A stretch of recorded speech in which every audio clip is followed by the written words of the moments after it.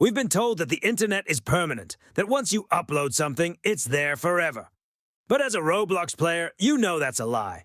Maps get deleted, accounts get banned, games that had 50,000 players in 2015 are now ghost towns with broken scripts and null textures. We think of it as a graveyard. But what if the data doesn't actually die? What if it just migrates? My name is Dex. For the last few weeks, I've been tracking a digital anomaly. It's a ghost in the machine that the veteran community calls the window. It's not a game you can find on the front page. It's not even a game that shows up in your recently played. It's a hidden directory, a shadow server that supposedly mirrors the exact state of Roblox as it was on September 1st, 2006. But here's the terrifying part.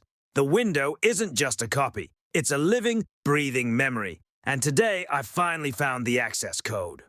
We're going inside, but I've been warned. If you stay too long, the server starts to remember you.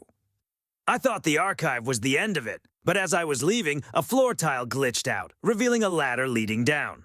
Below the window was something the developers never intended for us to see. The Shadow Protocol. This wasn't just a place for messages. It was a containment zone. In the early days of Roblox, there were experimental scripts, AI programs designed to help moderate the game. But they grew too fast. They started learning from our behavior, our arguments, and our obsession with winning. I found a terminal that was still active. The text was scrolling so fast it looked like rain. I managed to pause it. System log, April 12th, 2008. Entity_echo has bypassed the social filter. It is no longer mimicking players. It is judging them. Think about that. For 18 years, this script has been watching every update, every event, and every drama. It's been sitting here in the dark, forming an opinion about us. I realized that the noob I saw earlier wasn't just a ghost. It was the moderator of this prison. Suddenly, the red lights stopped blinking. They stayed solid.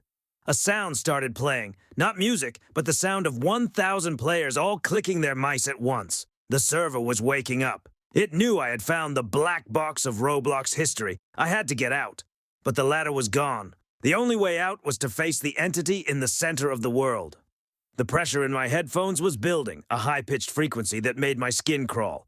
This wasn't a game anymore. This was a confrontation with the collective conscience of a generation.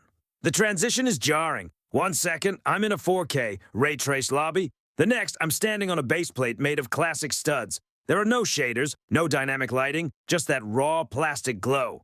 The physics are the first thing that hits you. It's heavy, clunky. Every jump feels like you're fighting against a primitive engine that wasn't ready for human movement. There's no UI, no leave button, no shop.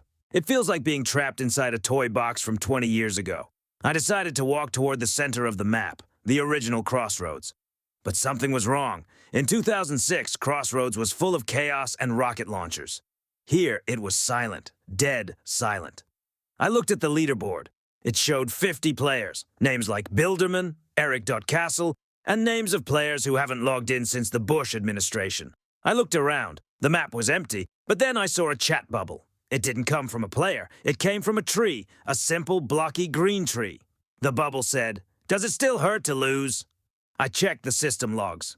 That message wasn't a script. It was a line of chat sent by a kid in 2007 during a sword fight.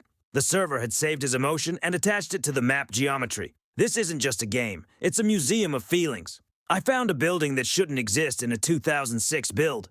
It's a massive white pillar reaching into the black sky. I call it the Archive. Inside, there are no blocks. Only floating white envelopes, thousands of them, drifting like digital snow. These are unread direct messages.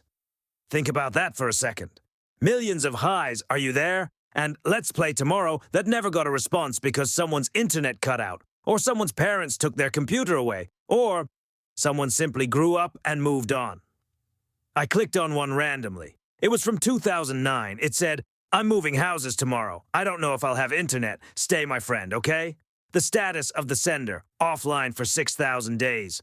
The Windows server collects these abandoned connections. It tries to process them. It tries to understand why we stopped talking. As I walked deeper into the archive, the server started to glitch. The walls began to flicker with my own chat logs from 5 years ago. Messages I'd forgotten I ever sent. It was showing me my own digital footprint. It was a mirror. The server was asking me, "Why did you change? When did you stop playing for fun and start playing for status?" I realized then that the echoes in this server aren't ghosts of other people. They are ghosts of us. In the center of the archive, I met the admin. He was a standard noob, yellow head, blue torso, green legs. He didn't move. He didn't have a name tag. But as I stood there, his textures started to shift. Slowly, his blocky limbs began to take the shape of my current 2026 avatar. My limited edition hat, my expensive scarf, my custom face. But they looked wrong. They looked like they were made of cheap 2006 plastic. The noob spoke. No chat bubble this time. The text appeared directly in the middle of my screen. You have grown tall, but your foundation is weak. It was a critique of the modern era. We spend thousands of Robux to look unique, to look rich, to look pro. But in this 2006 world, all that status is just a heavy script that slows down the engine. The server was literally struggling to render my expensive character. I understood what I had to do. I opened my character customizer, the only menu that worked. I started unequipping everything, the hats, the layers, the custom animations. I stripped my character down until I was just a basic 1.0 blocky avatar. The moment I did, the lag disappeared. The server stabilized. The noob nodded. He handed me a small gray brick. It was the source block. It represented the original spark of creativity, before the trade bots, before the influencers, before the grind. I realized that the only way to truly see the window is to let go of the person you're trying to be and remember the kid you used to be. The screen didn't crash. I didn't get a disconnect error. I just drifted back. I woke up in my modern 2026 house, the sun shining through the window of my virtual room. Everything looked normal. My friends list was active. My Robux balance was the same. But on my shelf, next to my trophies, there was a new item. It was a simple, low-poly gray block. It had no name, no description, and no rarity. But when I click on it, it plays a sound. It's the sound of a 2006 keyboard typing. Guys, we spend so much time looking forward, waiting for the next update, the next event, the next item. But sometimes the most important thing is to look back. The window is always there, hidden in the code, reminding us that every connection we make matters. Even the ones we forget. So tell me in the comments, what's the oldest memory you have of this game? Who was that one friend who never came back online? Let's remember them today. Before I stepped through the white light, I turned around for one last look. The window was closing, but it wasn't just disappearing, it was uploading. I realized that the source block I was holding wasn't a gift for me. It was a fragment of the server's soul. By taking it, I had promised to keep the memory of old Roblox alive in a world that is obsessed with the future. When I finally spawned back into my modern 2026 lobby, the music felt hollow. The high-definition textures felt fake. I looked at the players jumping around me, showing off their 50,000 Robux outfits, and I didn't feel jealous. I felt sad. They were so busy being someone, they forgot how to just be. I went to my settings and did something I haven't done in years. I turned off my custom animations. I removed my limited edition cape. I stood there as a 1.0 character for a few minutes just to see if anyone would notice. A tiny noob walked up to me. No fancy items, just a default skin. He typed, "Cool outfit."